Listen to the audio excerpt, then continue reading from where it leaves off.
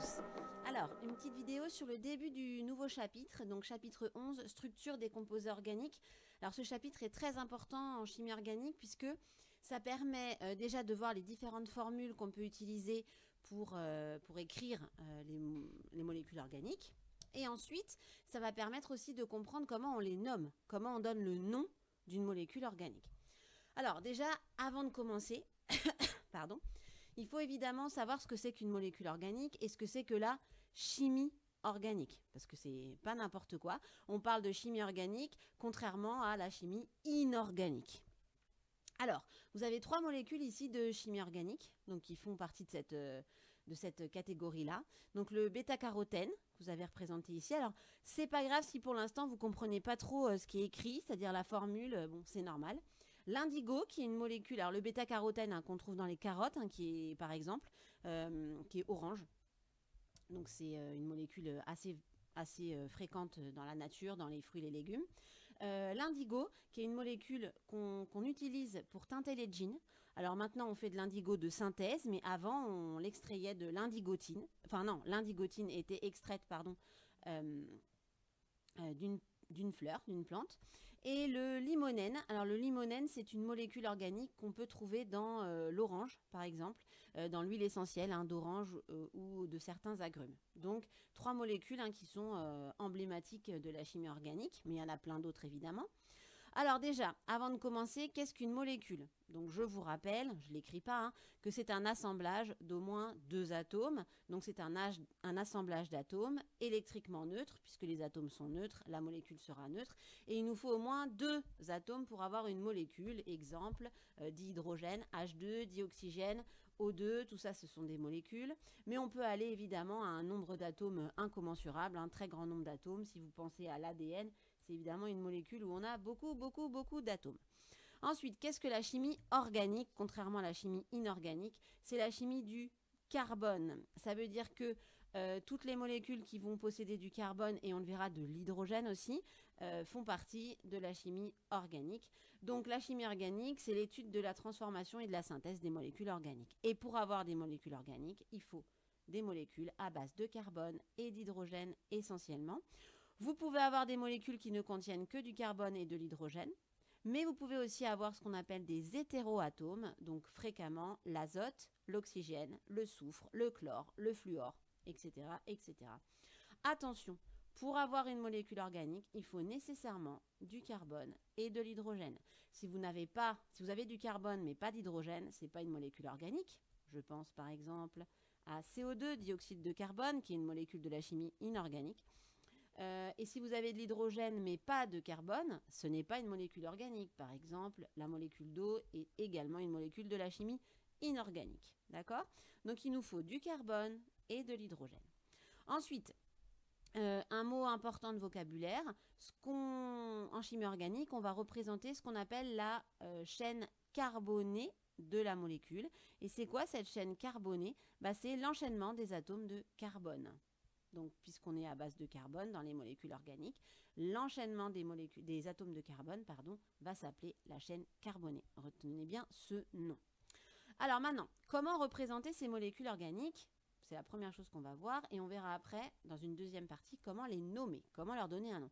Alors il faut des règles parce qu'il y a tellement de molécules organiques qu'on ne s'y retrouverait pas. Il faut savoir, il faut que tout le monde se comprenne sur la manière de nommer et d'écrire les molécules organiques. Alors, vous avez à connaître différentes formules qui sont utilisées pour écrire une molécule organique, enfin représenter la molécule organique.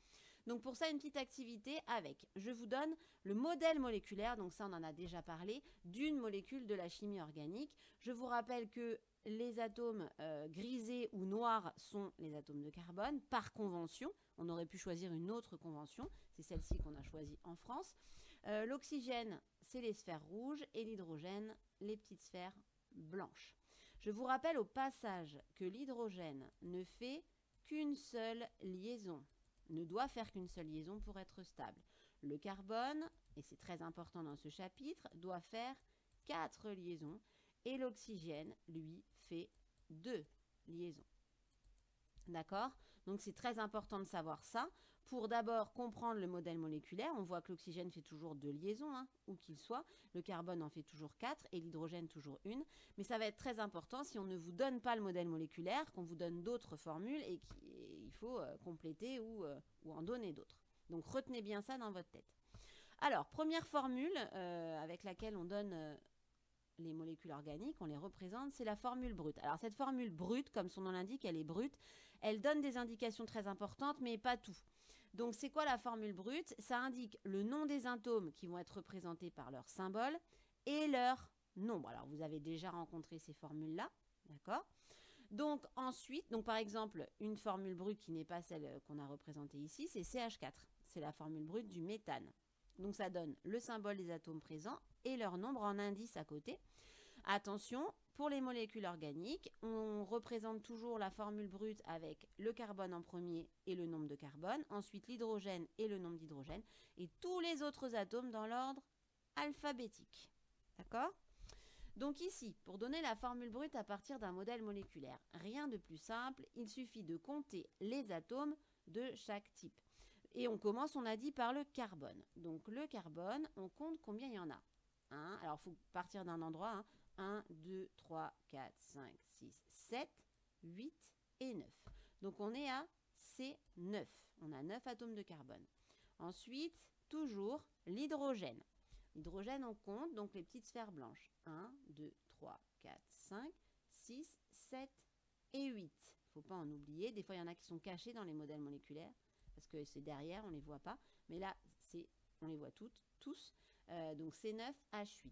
Ensuite, on a quoi? On a les oxygènes. Alors, on n'a pas d'autres atomes, d'autres hétéroatomes. Donc là, il n'y a pas d'histoire d'ordre alphabétique. Mais si on avait de l'azote, de l'oxygène, du fluor, du brome, du chlore, il faudra les mettre dans l'ordre alphabétique. Après le C et le H. Donc, combien on a d'oxygène? 1, 2, 3, 4. Donc, la formule brute de cette molécule, alors oui, je ne l'ai pas dit, c'est la molécule d'acide acétylsalicylique qui est le nom scientifique de l'aspirine. Donc, C9H8O4, première formule à connaître, formule brute. Donc, le symbole des atomes et leur nombre en indice à droite. On continue.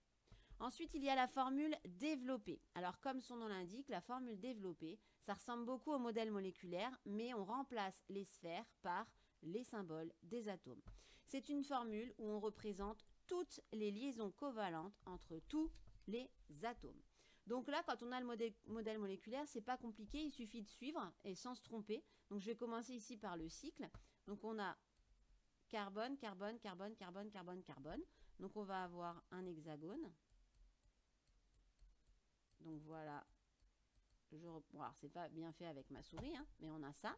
Ensuite, on a un carbone qui va vers le haut, d'accord?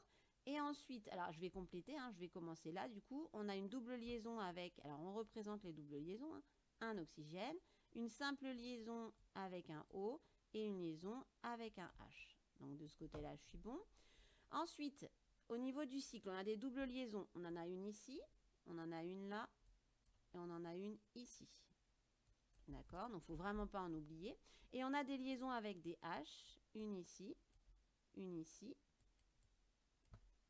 une ici et une ici. D'accord? Ensuite, j'oublie pas cette partie-là. Donc, ce carbone-ci, celui-ci, est lié à un oxygène qui est lui-même lié à un C double liaison O. Alors, la formule développée, je ne suis pas obligée de respecter la géométrie, c'est-à-dire que je suis obligée de respecter les liaisons entre atomes. Après, j'aurais pu mettre ça tout droit, mettre ça vers le haut, ça, c'est pas gênant. Donc, C double liaison O, il y en a encore un C qui est lui-même lié à 1, 2, 3H. Voilà. Donc ça, c'est ce qu'on appelle la formule développée. On n'oublie aucune liaison, on représente toutes les liaisons. Quand vous dessinez une formule développée, il faut vérifier parce qu'à partir d'un modèle moléculaire, on peut oublier des choses et parfois, vous n'aurez pas le modèle moléculaire. Il faut vérifier que le carbone, surtout, fait bien ces 4 liaisons à chaque fois. Donc, vous vérifiez. Les doubles liaisons comptent pour 2, évidemment. 1, 2, 3 et 4. Donc là, c'est bon. Celui-là, 1, 2, 3 et 4, etc., etc. Vous comptez que ça fait bien toujours 4 liaisons pour le carbone. On dit qu'il est tétravalent. L'oxygène, vous vérifiez 2 liaisons. Il est divalent. Et l'hydrogène, une seule liaison, il est monovalent. D'accord? On vérifie tout ça. Donc voilà la formule développée. On continue. Après la formule développée, il y a la formule semi-développée. Ah bah oui, alors comme son nom l'indique, semi-développée, c'est qu'elle est développée mais pas complètement. Et alors c'est quoi les liaisons qu'on ne va pas développer, donc qu'on ne va pas voir? C'est celle entre les atomes, donc C en particulier, mais aussi O, N, etc. et les hydrogènes. C'est-à-dire que les liaisons ici, alors je vais les mettre en couleur, les liaisons qui sont avec les hydrogènes, on ne va plus les représenter, c'est-à-dire celle-ci, celle-ci, celle-ci, celle-ci, celle-ci, celle-ci, celle-ci et celle-ci. Donc ces liaisons-là ne vont plus être développées. Donc on ne va plus voir les traits représentant les liaisons. Et comment on fait? On met l'atome auquel le carbone est lié à côté de l'atome. On ne met plus le trait. En fait, c'est juste ça. Donc ça veut dire qu'ici, ça va devenir C et le H à côté. D'accord? Ici, C et le H à côté. C et le H à côté. C et le H à côté. Ici, c'est O et le H à côté. D'accord? Et ici, ce sera C, mais attention, il y a 3 H à côté de lui. Donc H, et en indice, on met qu'il y a 3 H. D'accord? Parce qu'on va mettre H, H, H. Ce serait pas beau. Donc CH3. Donc la formule semi-développée, c'est celle-ci, sauf que on ne met plus les liaisons avec les H. Alors ça devient quoi au final? Alors on prend la développée si on l'a, et puis on ne se trompe pas. Donc du coup, on avait un C double liaison O avec un OH. Donc le OH, on colle le H à côté. Ensuite, on continue. On avait un hexagone, d'accord? Donc je vais représenter l'hexagone. Ça ne change pas. Avec la chaîne carbonée, avec les carbones. On avait une double liaison ici, une double liaison là, une double liaison là. D'accord? Par contre, on avait CH, CH, CH. Donc ça devient CH, CH. Je peux mettre le H aussi de ce côté-là. D'accord? Ensuite, de l'autre côté, j'ai oublié, on avait un CH aussi ici. Voilà. Et ce C-là était lié à un O et un C double liaison O. Ça ne change pas. Et ce CO était lié à un C avec 3 liaisons H, donc ça devient CH3. Voilà la formule qu'on appelle semi-développée. Alors, il faut absolument savoir passer d'une formule développée à une formule semi-développée, donc en ne représentant plus les liaisons avec les hydrogènes et uniquement ces liaisons-là. Il faut savoir passer d'une formule semi-développée à une formule développée. D'accord? Alors, je rajoute, parce que vous en aurez besoin en terminale et que c'est le bon moment en fait de rajouter ça, il y a une quatrième en fait formule qui s'appelle la formule topologique, qui est très très très utilisée en chimie organique parce que c'est très rapide de représenter les molécules organiques avec cette formule topologique. Donc c'est en plus, mais si vous savez le faire maintenant, vous saurez le faire l'année prochaine, ce sera toujours ça de gagner. Alors, on va partir de la formule semi-développée.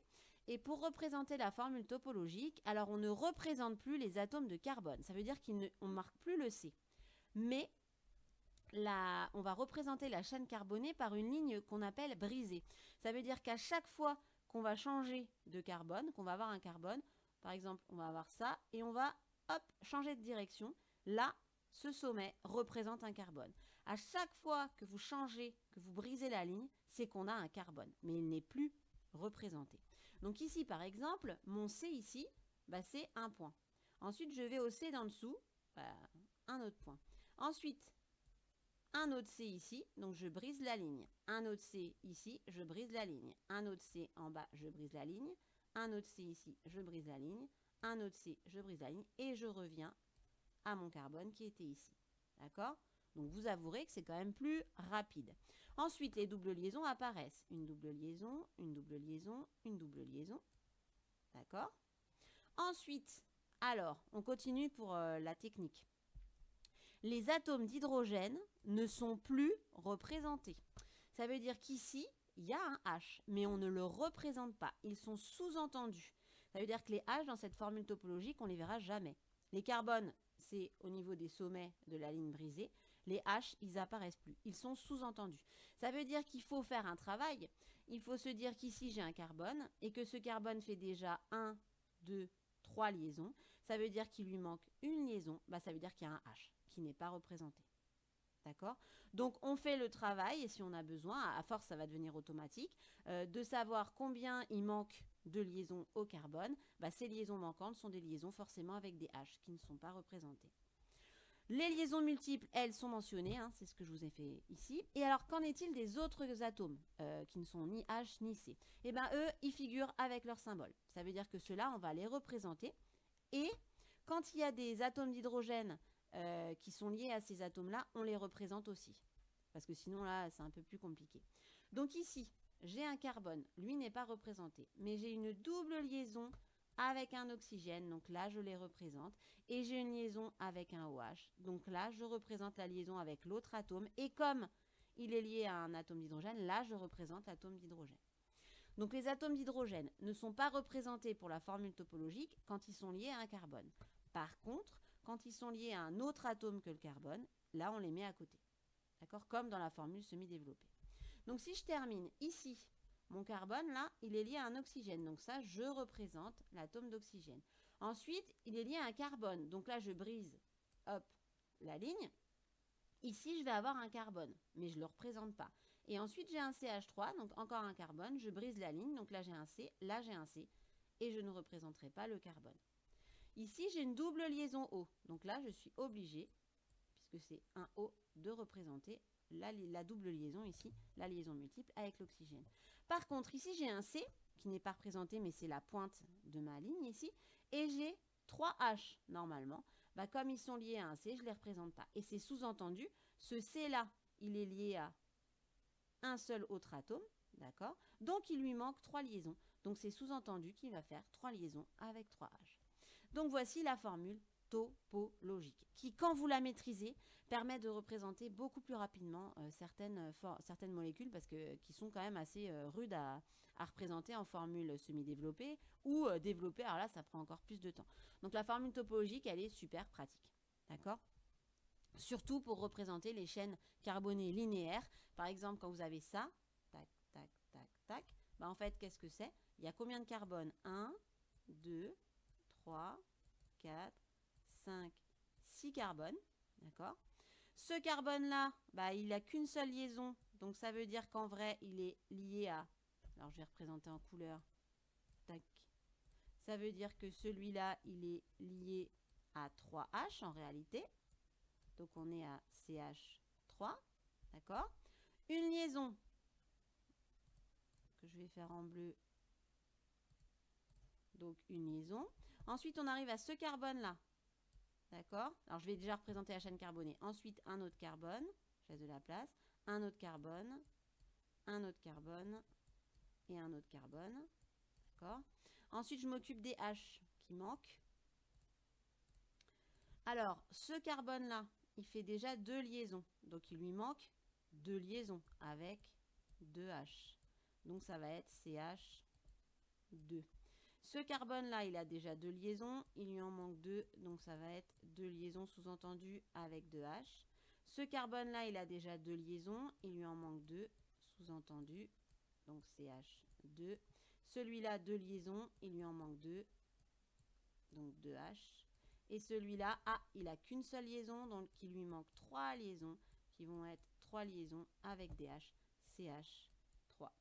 Donc voilà, à partir de cette formule topologique, on peut déduire assez facilement la formule semi-développée de la molécule. Pour les molécules linéaires, c'est très très très pratique. D'accord? Alors, on continue avec des exemples justement d'application de tout ça. Alors, vous avez 3 exemples où vous avez soit la formule développée, soit la formule semi-développée, soit la formule... Alors, il faudra trouver la formule topologique. Alors, on y va. Ici, vous avez la formule développée. Alors, en semi-développé, la chaîne carbonée ne change pas. Donc, il vaut mieux, là, vous pouvez la représenter linéairement, hein, par contre, la représenter sans problème. D'accord? Par contre, ce qui n'est plus représenté en semi-développé sont les liaisons ici. CH, donc celle-ci, celle-ci, celle-ci, celle-ci, celle-ci et celle-ci ne sont plus représentées. Donc, ce carbone-là est lié à 2 hydrogènes. Donc, on va avoir CH2. Ce carbone-là a un seul hydrogène. CH. Ce carbone-là a un seul hydrogène, CH. Ce carbone-là a 2 hydrogènes, CH2. Donc voici la formule semi-développé du butadiène. C'est comme ça qu'il s'appelle. D'accord? La formule topologique. Alors la méthode. On prend la chaîne carbonée avec combien de carbone? 1, 2, 3, 4. Donc on fait 1, 2, 3, 4. Voilà la chaîne carbonée en formule topologique. Admettez que c'est quand même sympa.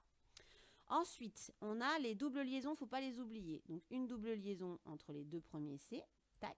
Une double liaison entre les deux derniers, celui-là et celui-là. Voilà, deux doubles liaisons. Et on ne représente pas les H, donc c'est fini. Puisque là, c'est sous-entendu qu'il y a deux H, ici un H, ici un H, ici deux H. Mais voilà, c'est fini. Donc admettez que c'est sympa quand même cette formule-là. On continue. Le pinte de N. On verra pourquoi ça s'appelle... Alors, pas cette famille-là parce qu'on ne la verra pas, mais on verra la nomenclature. Hein, pourquoi ça s'appelle comme ça pour d'autres familles. Alors, on y va. Cette fois-ci, on veut la développer. Alors là, c'est plus facile parce qu'il suffit de développer les liaisons avec les H. Donc, on représente la chaîne carbonée. 1, 2, 3, 4, 5. Donc, 1, 2, 3, 4 et 5. Ensuite, les doubles liaisons, il y en a une au deuxième carbone. 1, 2, hop, la double liaison. Et ensuite, les liaisons avec les H. Premier carbone fait 3 liaisons. Bah oui, il lui en manque 3. Donc, on développe, pour être en développé, les 3 liaisons avec les 3 H. Le deuxième carbone fait une seule liaison avec un H. Je le mets en haut ou en bas, je m'en fiche complètement. Donc, ça nous donnera ça. Et le carbone fait du coup bien ces 4 liaisons. Le troisième fait une liaison avec un H que je mets en haut ou en bas. On s'en fiche. Le quatrième fait 2 liaisons. Donc là, j'ai pas le choix. Je prends en haut et en bas. Et le dernier carbone fait 3 liaisons. Donc que je développe comme ceci. D'accord? Au niveau de la formule topologique, je représente la chaîne carbonée. 1, 2, 3, 4, 5. En zigzag. 1, 2, 3, 4, 5. Voilà ma chaîne carbonée. Les H, je m'en fiche, je ne les représente pas. Et attention, j'ai une liaison double au niveau du deuxième carbone. 1, 2, hop, entre le deuxième et le troisième carbone. Donc voilà ma formule topologique pour le pinte de N. Je trouve quand même que c'est sympa. Bon, j'exagère un peu, je radote, mais la formule topologique, c'est celle que les chimistes utilisent le plus. C'est pour ça que j'insiste dessus. Ensuite, l'acide 3-méthylbutanoïque. Alors lui, on va voir pourquoi il s'appelle comme ça. On y va en développé. Donc on fait pareil. La chaîne carbonée principale, hop, c'est 1, 2, 3, 4 carbones. Alors vous allez voir, je parle de chaîne carbonée principale parce qu'il y a ce qu'on appelle ici une ramification au niveau du deuxième carbone avec un C. D'accord? Ensuite, sur le dernier carbone, j'ai double liaison O, que j'oublie pas, et OH. Alors attention, en développé, je représente les liaisons avec l'hydrogène. Donc, la voici. Ensuite, au niveau des H, ce carbone-là fait 2 liaisons avec 2 H que je développe en formule développée. Celui-là fait une liaison avec un H que je développe. Mon dernier ici fait 3 liaisons avec 3 H que je développe. Il me reste la petite ramification ici, fait 3 liaisons avec 3 H que je développe. Alors, vous voyez, la formule développée, elle prend de la place. Et la voici. D'accord? Alors, moi, avec ma souris, c'est compliqué de faire ça joli. Vous, hein, faites des formules jolies, bien tracées, avec les mêmes distances entre les atomes. En fait, ça beau hein, pour qu'on arrive à lire correctement vos formules. En ce qui concerne la formule topologique. Alors, la formule, la chaîne carbonée principale. 1, 2, 3, 4. 1, 2, 3, 4 en zigzag. Attention, on a une ramification ici, donc un carbone en plus sur le deuxième carbone. Alors, vous voyez, on est au niveau du pic. Donc, ce qu'on fait habituellement, c'est que, bah, hop, on représente la ramification au-dessus, parce qu'on est au niveau du sommet. Si on avait été en bas, ici, on l'aurait représenté en dessous, pour que ça soit le plus joli possible. Donc, ici, on a un carbone, puisque j'ai un point ici. D'accord? Les H, je m'en fiche. Mais attention, j'ai une double liaison CO ici, au niveau du dernier, donc il faut que je la représente. Donc, en général, on continue à briser le zigzag, à rester en zigzag, donc la C double liaison en haut. Et attention, on a une liaison OH au niveau du même carbone, donc elle est représentée, on représente le haut. Et pour les autres atomes que le carbone, on met les H à côté. Donc voici la formule topologique de l'acide 3-méthylbutanoïque. D'accord? Donc, une petite vidéo qui est la vidéo de votre livre, hein, qui vous reprécise tout ça d'une autre manière. Donc, c'est toujours intéressant. Donc, il faut que vous sachiez ce que c'est que la formule brute, ce que c'est que la formule développée, ce que c'est que la formule semi-développée et les reconnaître, évidemment, qui est qui. Ensuite, savoir passer d'une formule développée à semi-développée et topologique et inversement. Enfin, il faut tout savoir représenter à partir du modèle moléculaire ou à partir d'une des 3 formules représentées ici. Par contre, pour passer de la formule brute à la formule développée ou la formule semi-développée, là, il faut avoir des informations supplémentaires parce qu'il y a plein de formules semi-développées qui peuvent avoir la même formule brute. D'accord, vous le verrez.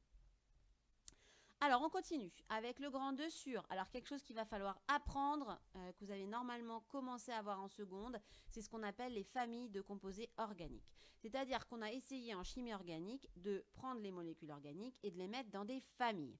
Et comment repérer ces familles?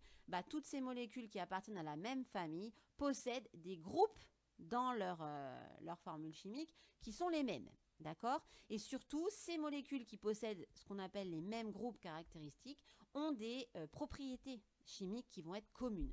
C'est ça justement qui fait qu'on les met par famille. Alors ça veut dire quoi des propriétés communes? Elles vont réagir par exemple de la même manière. Elles vont donner les mêmes types de réactions chimiques, donner les mêmes types de produits au final.